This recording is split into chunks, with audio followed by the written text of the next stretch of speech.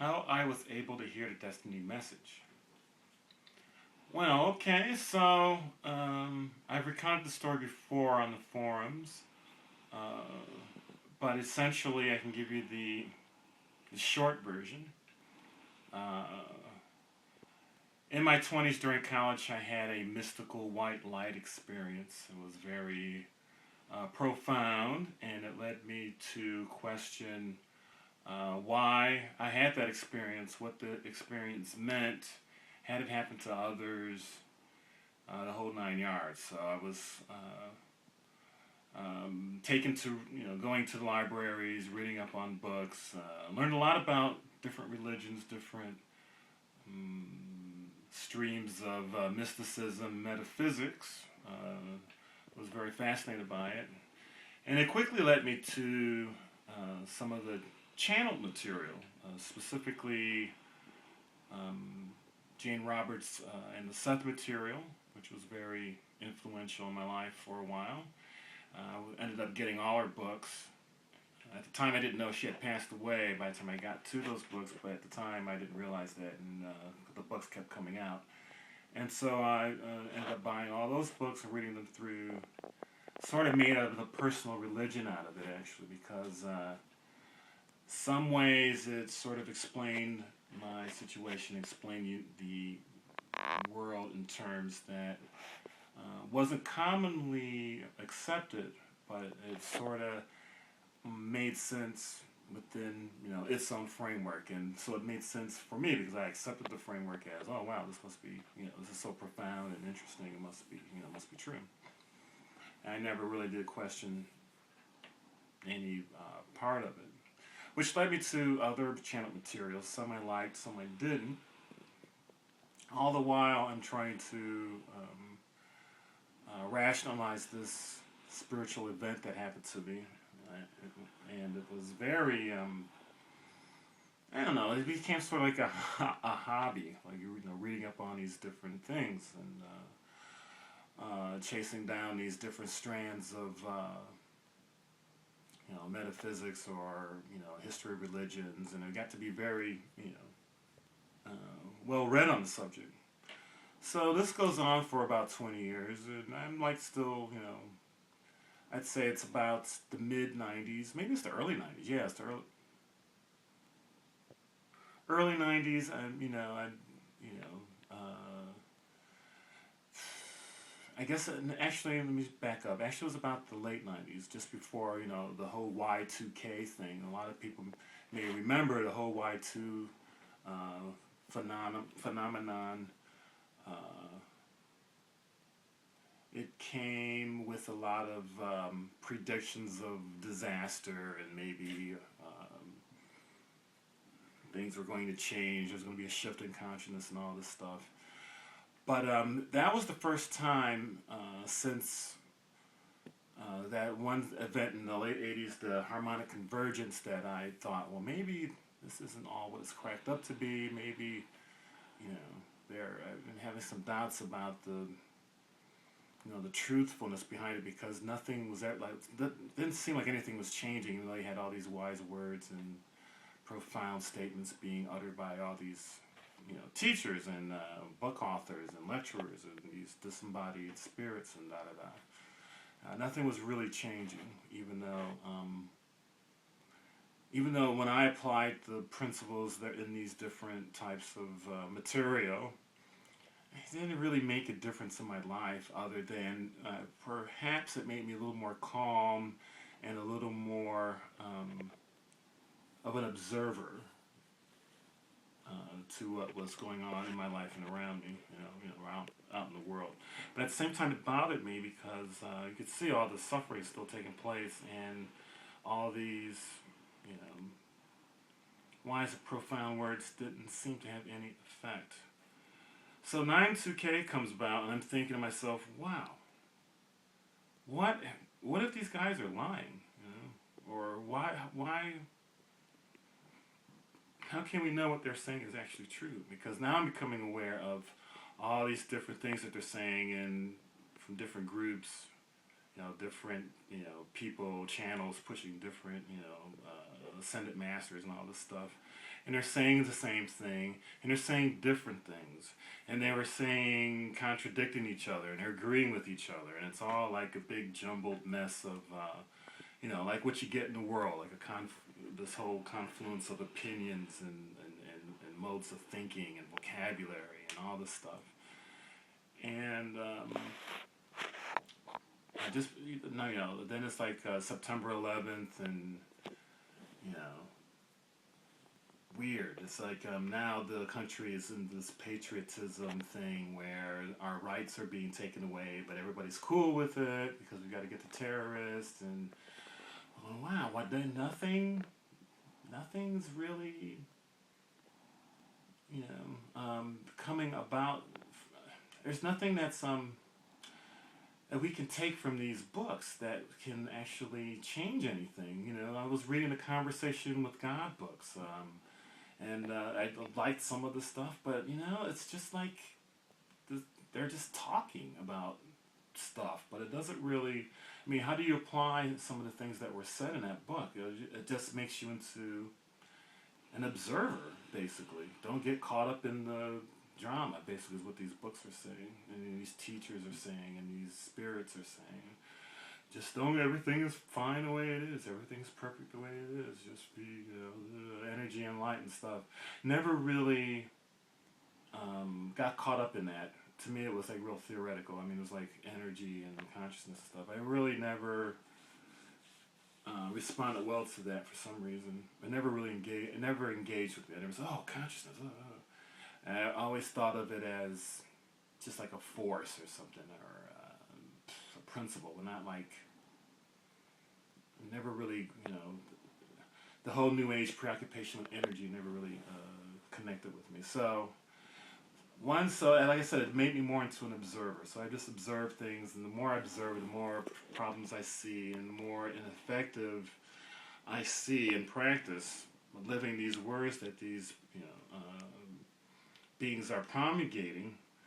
I see how ineffective they are in dealing with problems on a mass scale. Now, maybe on an individual level, becoming more of an observer is a way to reduce stress in your life, but really, does it get to the root of the problem?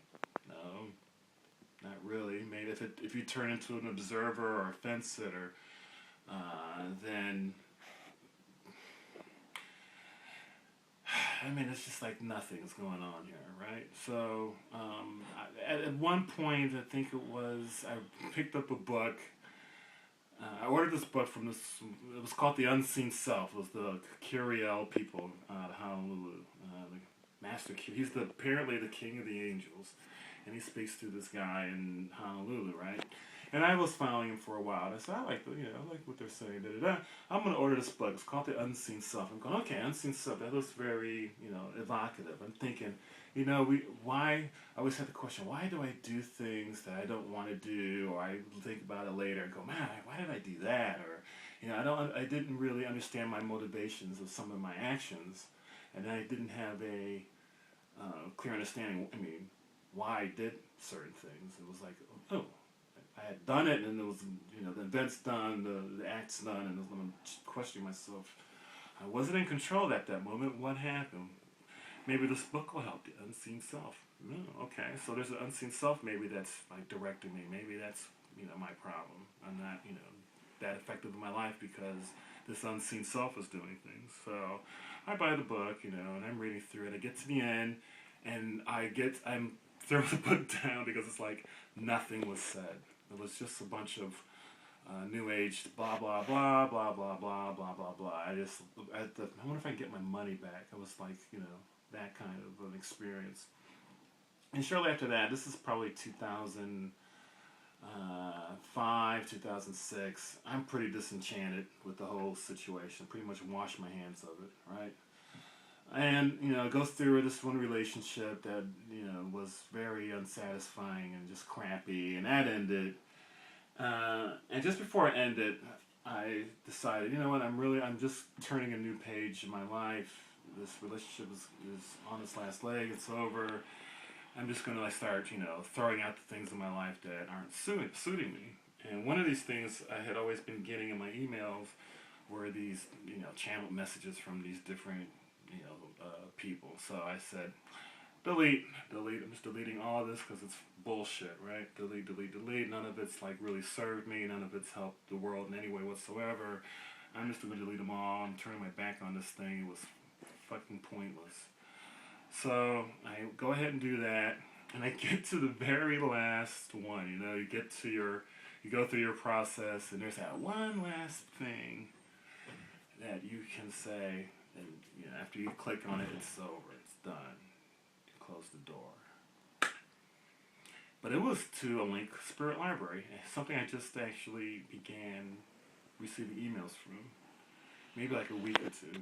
And I decided, I'm just going to roll the dice, maybe give it, just to see, just for laughs, what's going on there. And so there I found somebody named Anthony had left a link about the recently departed. Recently departed. And what was that about? And purportedly it was these messages from people who had just crossed over to the other side and what they had experienced and, how they looked back out their lives at the moment of death or after, they died and were in the afterlife. And I said, wow, I've never heard of stuff like this before. Exactly. I mean, the closest thing I'd read was the Life After Life series. Michael Newton, the guy who does the hypnotherapy and he hypnotizes people into recalling their lives in between lives. And I said, well, that sounds pretty interesting. I never really saw that online before, so I just went and checked. It was the Destiny site. It was very small. It had just had a forum maybe of like 10 or 20 topics, or hardly anybody was on it. And there was this one section on the website. I don't think it's there anymore. This is 2007, summer 2007. But it had maybe 30 or 40 descriptions of these beings who had crossed over in afterlife, and they talked about how they experienced themselves as they crossed over, what went on with them as they were looking back at their life, and their observations of how they lived, how they died, and what it meant to them. And I was like, wow, this is really fascinating. It's like these different people died different ways, had different attitudes in life, and it was really fascinating. I said, okay, I'm going to save this link. Throw out all the other stuff out. I'm saving this link because this is interesting. So the next couple of weeks, I go through the Desteni Material. I was still skeptical, because I was like, okay, if I hear anything about love and life, I'm just going to, delete the whole, I'm just going to delete everything. I'm not hearing that stuff anymore. And surprisingly, they weren't talking that. They were talking about something else. They were talking about the deception of love and light and consciousness and energy. It was actually filling in the missing pieces the questions that I had. The missing pieces were being filled in. Slowly, over time, after maybe 2 or 3 weeks, I started becoming, okay, this actually makes sense. These are answering the questions that I saw were deliberately being withheld. And when I couldn't understand why. That was one thing that made me really angry at that book that I was talking about, The Unseen Self. Was like, it seemed like they were deliberately shying away from certain subjects, like why suffering exists in the first place. Oh, it's a learning experience. Bullshit. Why does it have to be that way? That's the only way it could be in existence. Suffering, really? But it wouldn't even go there. So it was. What I heard from Destiny was all the things I had read about over the years. I'm talking about 25 years of research that I had done, studying the whole gamut of spirituality, metaphysics, philosophy, even science, and always being confronted about the things that seem to be off limits. Like, we have certain knowledge about things that we can talk about, and then there's this huge gap of unexplained mystery.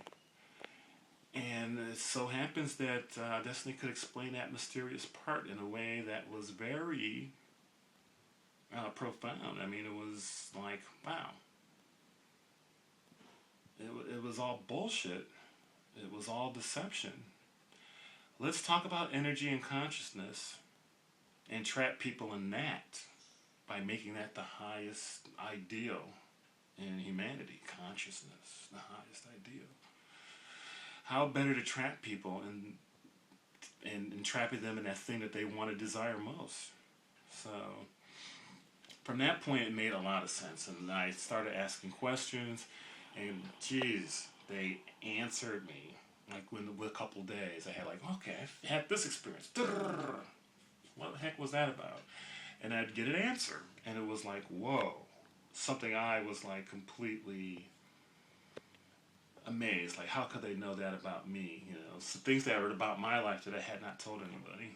You know, that they had, you know, notated inside their response to me. So they let me know that this is information coming from a different place where things can be explained. Not everything can be explained, but things can be explained to a certain extent where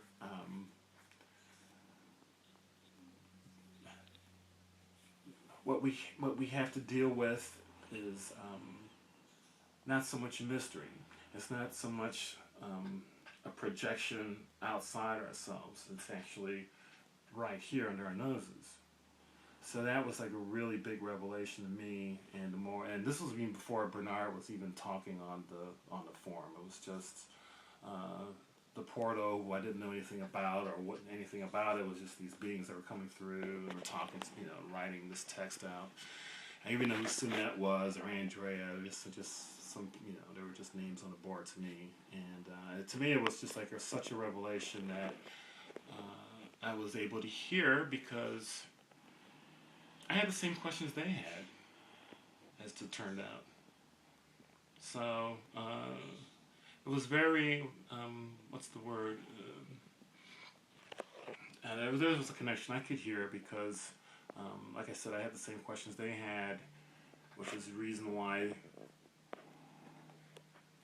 they were there, I suppose. I don't know. I don't think people fall into Destiny because, you know, it was a fate or anything. It just happened.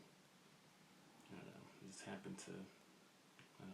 I don't know. I don't know how it happens. It just did.